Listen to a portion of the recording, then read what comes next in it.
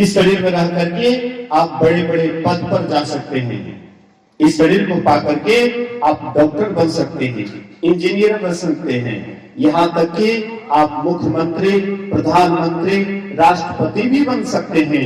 लेकिन संसार का पद एक दिन रद्द हो जाता है, लेकिन भक्त का पद कभी रद्द नहीं होता है। परमात्म पद पाई के जो परमात्मा का पद पा लेता है वह पद कभी रद्द नहीं होता है। लेकिन उच्च सिंहासन पर बैठिएगा, आपको नीचे उतारने के लिए भी बहुत आदमी लगे हुए हैं, पक्ष और विपक्ष। किसी भी कोई भी बढ़िया से बढ़िया नेता है, लेकिन वह बढ़िया नेता के पीछे में भी कोई उसका पैर खींचने वाला है। इसलिए संसार का पद तो एक दिन रद्द हो जाएगा, लेकिन परमात्मा का पद कभी रद्द नहीं होता है।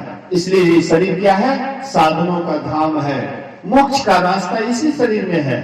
इस शरीर में चौराहे है। यह शरीर, मनुष्य का शरीर चौराहा है। चौराहा किसको कहते हैं? जिधर चारों तरफ रास्ता निकलता, पूर्व पश्चिम उत्तर दक्षिण, जहां पर चौराहा चारों तरफ का रास्ता निकलता, उसको चौराहा कहते हैं। ये मनुष्य शरीर भी चौराहा के समान है। इस शरीर को पा करके अगर आप नरक में जाना चाहें आराम से जा सकते हैं। इस शरीर को पा करके अगर हम 84 में जाना चाहें आराम से जा सकते हैं। इस शरीर को पा करके अगर हम स्वर्ग में जाना चाहते हैं आराम से जा सकते हैं। इस शरीर को पा करके अगर हम मोक्ष में जाना चाहते हैं आराम से जा सकते हैं। लेकिन हम आप नरक को जाना नहीं चाहते हैं। बोलिए श्री सद्गुरु महाराज की। किसी से पूछिए आप नरक जाना चाहते हैं? कोई आदमी, कितना पापी से पापी आदमी है, कितना बड़ा पापी आदमी है जो दिन रात पाप में ही लिप्त रहते हैं, परमात्मा के नाम से बिल्कुल बेखबर रहते हैं, नाम लेना तक पसंद नहीं करते हैं, सुनना तक पसंद नहीं करते हैं। उनसे भी पूछिए नरक जाना चाहते हैं? वो भी बड़ी डुलाएंगे, नहीं बाबा नरक नहीं जाना चाहते हैं। कहाँ जाना चाहते हैं? तो स्वर्ग जाना चाहते हैं। 84 में जाना चाहते हैं, कुत्ता बिल्ली सांप सुंदर बनना चाहते हैं, नहीं, उसमें कैसे जाएंगे? लेकिन हम आप कर्म को अगर थोड़ा सा बढ़िया से झलक देखें तो पता लगेगा कि हम लोगों का कर्म जो हो रहा है नारकीय कर्म हो रहा है, नरक वाला ही कर्म हो रहा है। हम नरक की ही गाड़ी को पकड़े हुए हैं। एक आदमी, उसको जाना था दिल्ली, और वे क्या करते, गाड़ी पर बैठे तो लिखा हुआ था दिल्ली भी लिखा हुआ था और कलकत्ता भी लिखा हुआ था। लेकिन वह गाड़ी पर बैठ गए, अब गाड़ी कलकत्ता की तरफ जा रही है और एकदम मस्ती से गुनगुना रहे हैं, एकदम भजन गा रहे हैं, गीत गा रहे हैं, आनंद से जा रहे हैं। रास्ते जाते जाते जाते जाते किसी से पूछता ये गाड़ी कहाँ जा रही है? बोले कि कलकत्ता जा रही है। बोले कि मुझे तो जाना था दिल्ली। बोले कि आप गलत रूट पकड़ लिए, अब आपको फिर से लौटना पड़ेगा दिल्ली जाने के लिए। तो ऐसे हम आप भी नरक वाला गाड़ी टिकट कटा लिए हैं, गाड़ी पर बैठे हुए हैं और सोच रहे हैं कि हम जा रहे हैं स्वर्ग, एकदम गुनगुना रहे हैं, गीत गा रहे हैं, चल रहे हैं। लेकिन आप जब रास्ते में पूछते हैं कहते ये तो आपको नरक वाला गाड़ी पकड़ाएगी, अब आप क्या कीजिएगा? लेकिन कर्म आपका नरक वाला है तो गाड़ी कौन मिलेगा? स्वर्ग वाला नहीं। इसलिए संत महापुरुष कहते हैं कि थोड़ा सा विचार करो, केवल इसी विश्वास पर मत रहो कि हम जाएंगे स्वर्ग, हम जाएंगे मोक्ष में। लेकिन कर्म अगर हमारा स्वर्ग जैसा नहीं है, अगर कर्म हमारा मोक्ष जैसा नहीं है, हम कभी भी उधर नहीं जाएंगे। लेकिन कार्ड पर मरने के बाद कार्ड पर लेकिन जरूर लिखा देंगे, माँ मरी तो स्वर्गवास, पिताजी मरे तो स्वर्गवास, दादी मरी स्वर्गवास, दादाजी मरे स्वर्गवास, नानी मरी स्वर्गवास, नाना जी मरे स्वर्गवास। मतलब सब मरते जाओ, कार्ड पर सब लिखाते जाओ और सब नरक में जाते जाओ। लेकिन कार्ड पर तो कम से कम लिखा हुआ है स्वर्ग। अरे स्वर्ग जाने के लिए कोई बिरला ही जाता है। जिसका पूरा मन शुद्ध है, मन पवित्र है, ईश्वर की भक्ति में दिन रात लगे रहते हैं, वही स्वर्ग जाता है। भगवान कृष्ण क्या कहते हैं? अर्जुन ने पूछा कि आपका कोई ध्यान करते हैं, योग करते हैं, योग करते करते बीच में योग भ्रष्ट हो गया, योग पूरा नहीं हुआ, बीच में उसका शरीर छूट गया, उसका क्या गति होगा? कहीं वे नरक में तो नहीं चले जाएंगे? कहीं वे 84 में तो नहीं चले जाएंगे। भगवान कृष्ण कहते हैं कि हे अर्जुन, कान खोल करके सुन लो, ऐसे जो शुभ कर्म करने वाले हैं उसकी कभी दुर्गति नहीं होती है। उसका जब शरीर छूटता है तो पहले मेरे स्वर्ग को जाता है और वहां से जब उतरता है तो किसी श्रीमान के घर में जन्म लेता है और पहले वाला जो उनका संस्कार है फिर वह काम करने लग जाता है। जिसका जैसा संस्कार होता है वो धीरे धीरे वैसे ही कर्म में लग जाते हैं। आपका अच्छा संस्कार है, धीरे धीरे अच्छी संगति को खोज लीजिएगा। अगर आपके अंदर बुरा संस्कार है तो धीरे धीरे बुराई वाला संस्कार को स्थान को खोज लीजिएगा। कुसंगति और सुसंगति, कुसंगति सबको प्रिय नहीं होता है और सुसंगति भी सबको प्रिय नहीं होता है। सत्संग भी सबको अच्छा नहीं लगता है और नाच आदि सबको प्रिय नहीं लगता है। तो जिनके जो शौकीन होते हैं वह संगति उसको अच्छा लगता है। आप अच्छे लोग की संख्या कम देखते हैं संसार में, आप अच्छे लोगों की संख्या कम देखते हैं, बुरे लोगों की संख्या अधिक देखते हैं। लेकिन इसका मतलब ये नहीं होता है कि बुरा आदमी की संख्या अधिक है इसलिए बुरा ही अच्छा हो जाएगा, ये कभी नहीं होगा। बुरा बुरा ही रहेगा और अच्छा अच्छा ही रहेंगे। इसलिए अच्छे लोगों की संगति कीजिए, अच्छे संग में बैठिए, अच्छे लोगों की संगति कीजिएगा, अच्छे लोगों के संग में बैठिएगा तो भगवान कृष्ण कहते हैं ये संस्कार का नाश नहीं होता है। जब उसका शरीर छोड़ता है तो सीधा स्वर्ग को जाता है। पूज्य भुजंगी बाबा से किसी सत्संगी ने कहा कि हजूर, गलती सही तो सबसे होता है, लेकिन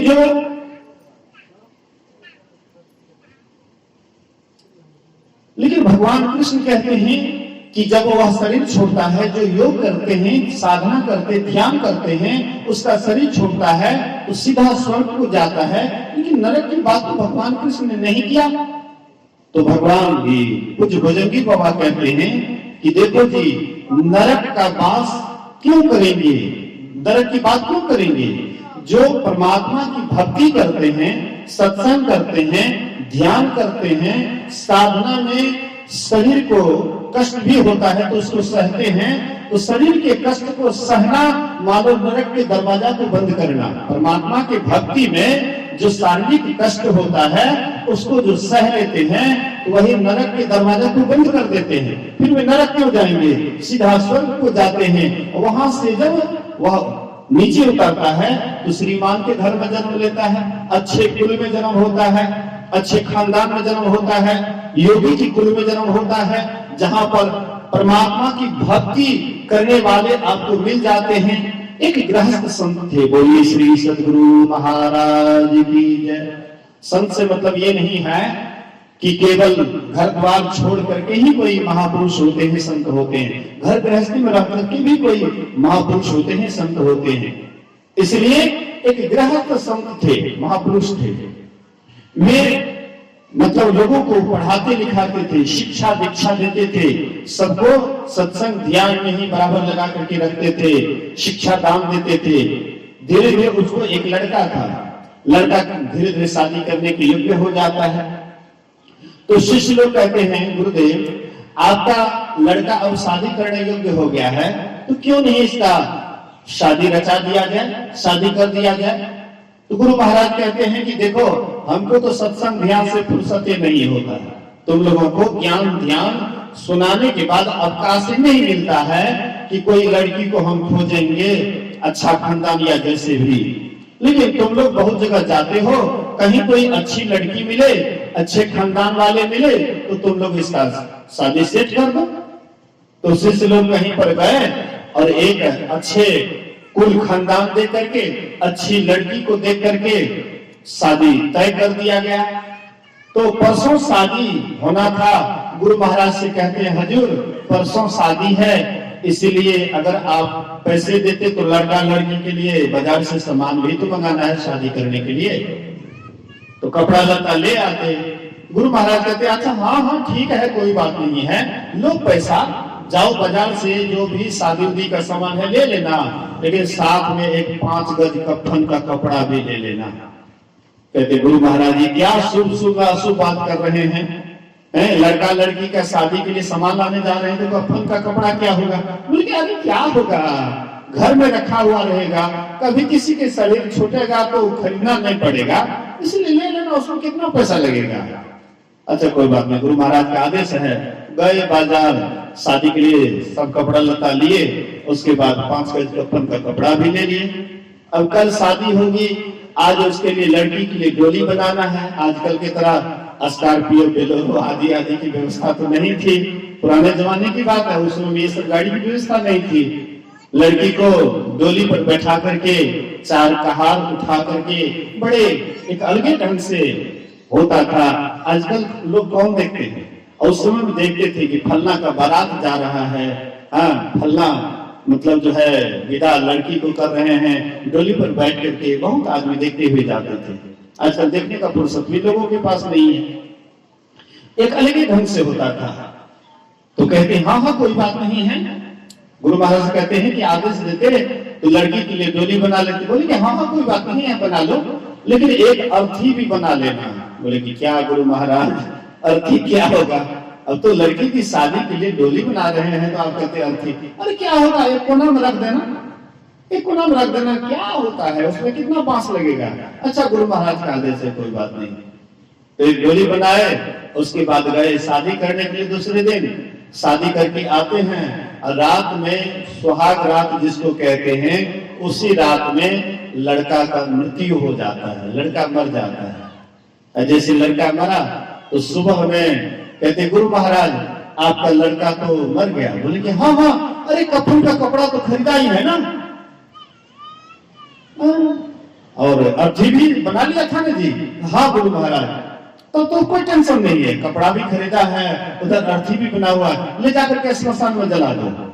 बोलिए श्री सद्गुरु महाराज की जय। सबसे मैं होगा ये बात, होगा जैसे सुनेगा बेटा का मृत्यु, हे भगवान, बाबा जी हो कि साधारण आदमी हो, एकदम माथा अपने पटकने लगेंगे। लेकिन वे साधारण तो थे नहीं, महापुरुष थे, परमात्मा को पाए हुए महापुरुष थे।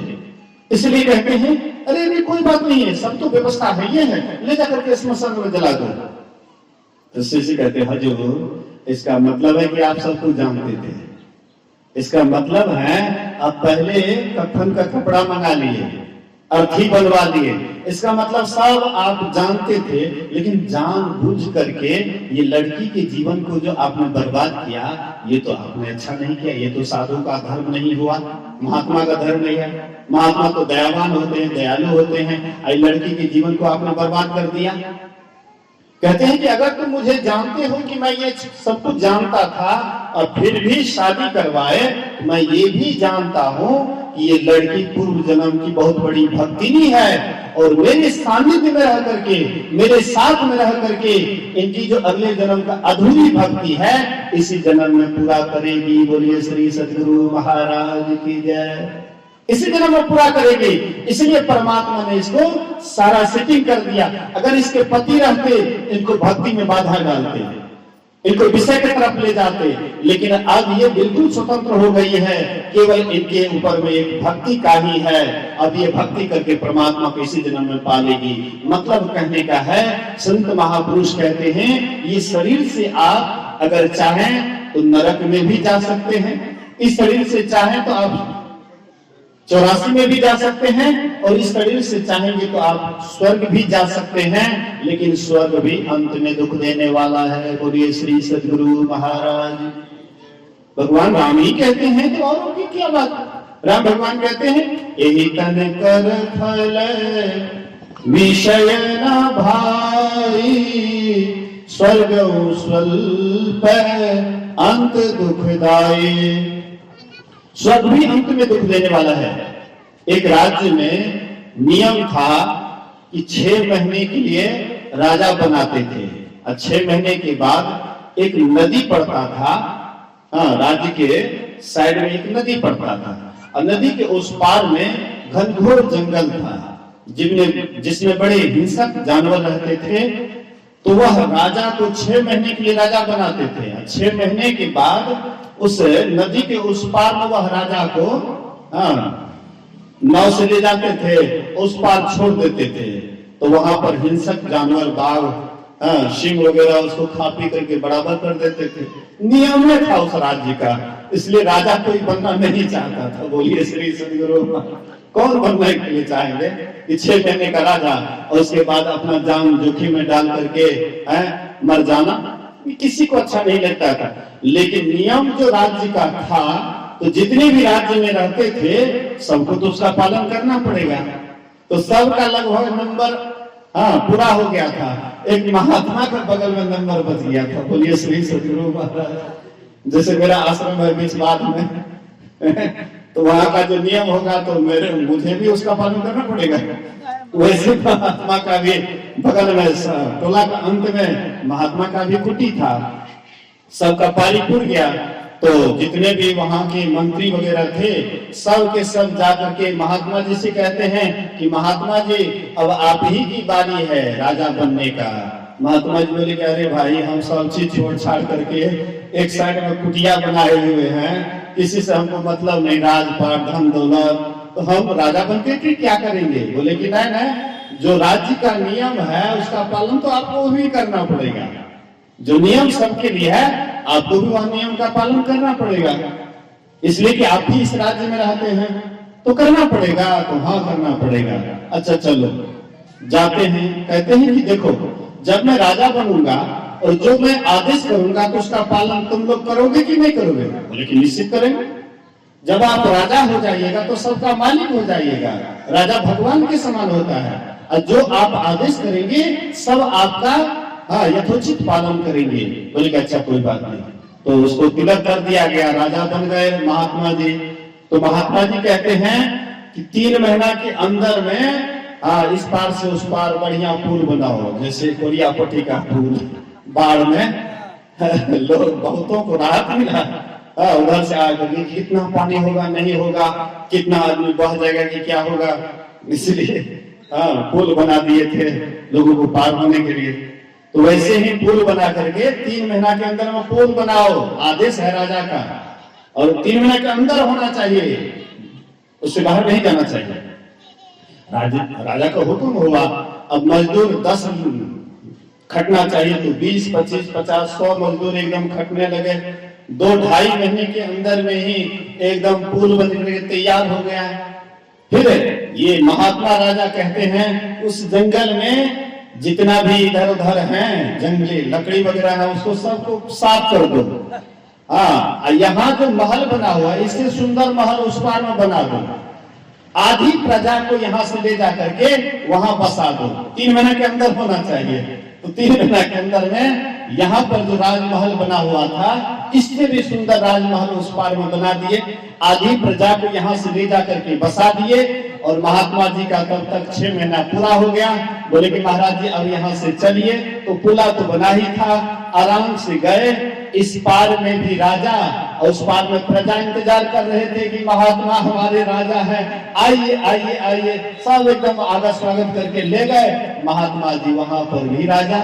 राम भगवान कहते यहाँ भी सुख चाहते हो और शरीर छूटने के बाद भी सुख चाहते हो तो मेरी वचनों को सुनो, अर्थात भक्ति करो। जब तक भक्ति नहीं करोगे जो परलोक है यहाँ सुख चाहूं, सुनि मम वचन हृदय दृढ़ गाहूं। सुलभ सुखद मार्गिया भाई, भगति मोर पुराण श्रुति गाई। कहते हैं भाइयों अगर यहाँ भी सुख चाहते हो, मतलब इस संसार में भी सुख चाहते हो और शरीर को छोड़ करके संसार को छोड़ करके जहां जाओगे वहां भी सुख चाहते हो तो तुम मेरी वचनों को सुनो, अर्थात भक्ति करो। भक्ति जब तक हम आप नहीं करेंगे तब तक कल्याण नहीं होने वाला है। भक्ति का मतलब होता है सेवा। सेवा जिससे सेव खुश हो जाए। परमात्मा की भक्ति क्या करें जिससे परमात्मा खुश हो जाए। तो हम आप सोचते हैं कि परमात्मा को लड्डू चढ़ा देंगे परमात्मा खुश हो जाएंगे। परमात्मा को बहुत मिश्री चढ़ा देंगे तो परमात्मा खुश हो जाएंगे, रसगुल्ला चढ़ा देंगे तो परमात्मा खुश हो जाएंगे। अरे ये तो परमात्मा का दिया हुआ वस्तु परमात्मा को दीजिएगा तो परमात्मा इससे खुश नहीं होते हैं, बल्कि हम आप अपने को परमात्मा के ऊपर चढ़ा दें। इसलिए गुरु नानक देव कहते हैं, ऐसी सेवक सेवा करे जिसका जीव किसी आगे धरे। इस तरह की सेवा करो जिसका ये जीव है उसी के ऊपर में धर दो। ये किसका जीव है? परमात्मा का यह जीव है, ईश्वर का अभिन्न अंश है। ईश्वर अंश जीव अविनाशी, चेतन अमल सहस्रासी। ये जो जीव है परमात्मा का अभिन्न अंश है, परमात्मा के गोद में चले जाएंगे, ये सदा के लिए सुखी हो जाएंगे। जैसे कोई बच्चा माँ बाप से बिछुड़ जाता है और जब तक वह बच्चा अपने माँ बाप के गोद में नहीं जाता है तब तक वह बच्चा बेचैन रहता है, रोते रहता है, चिल्लाते रहता है, अशांत रहता है। और वही बच्चा जब अपने माँ बाप के गोद में चला जाता है तो बिल्कुल शांत हो जाता है। इसी तरह से यह जीव जब तक परमात्मा रूपी पिता के गोद में नहीं जाएंगे तब तक ये चाहे धनवान बन करके रहें या निर्धन बन करके रहें, चाहे जिस भी वेशभूषा में रहें, कोई अंतर पड़ने वाला नहीं है। ये अशांत ही रहेंगे लेकिन परमात्मा के गोद में चले जाएंगे, सदा के लिए शांति में चले जाएंगे। परमात्मा का भी दो हाथ होता है। जैसे हम आपके पास में दो हाथ हैं, वैसे परमात्मा के पास में भी दो हाथ है। एक है बिंदु का हाथ, दूसरा है नाद का हाथ। एक है प्रकाश का हाथ, दूसरा है शब्द का हाथ। और जो प्रकाश और शब्द के बीच में चला जाता है वह परमात्मा के गोद में चला जाता है। न पल बिछड़े पिया हमसे, न हम बिछड़े प्यारे से, उन्हीं से नेह लगाएंगे हमन को बेकरारी क्या। तो उस परमात्मा को पाने के लिए बिंदु ध्यान कीजिए, नाद ध्यान कीजिए और परमात्मा को पा करके सदा के लिए कृत हो जाइए। इन्हीं बातों को सुनाने समझाने के लिए यह आयोजन होता है, सत्संग का आयोजन होता है। ये जो करवाए हैं सत्संग का आयोजन, जो भी इसमें अपना तन मन धन लगाए हैं वे बड़े भाग्यवान हैं। आप लोग भी अपना समय जो सत्संग दिए हैं, आपका भी समय बेकार नहीं गया है। बेकार तो संसार की बातों में जाता है, लेकिन जहाँ पर ईश्वर की चर्चा होती है, परमात्मा की चर्चा होती है, वहां पर समय बेकार नहीं जाता है। यह समय का कीमत है। तो इन सारी बात को सुनिए, समझिए और अपने जीवन में उतारने का प्रयास कीजिए। कीर्तनिया लोग भी हैं, उनसे कुछ भजन सुनिए, उसके बाद आरती होगी। बोलिए प्रेम से श्री सद्गुरु महाराज की जय।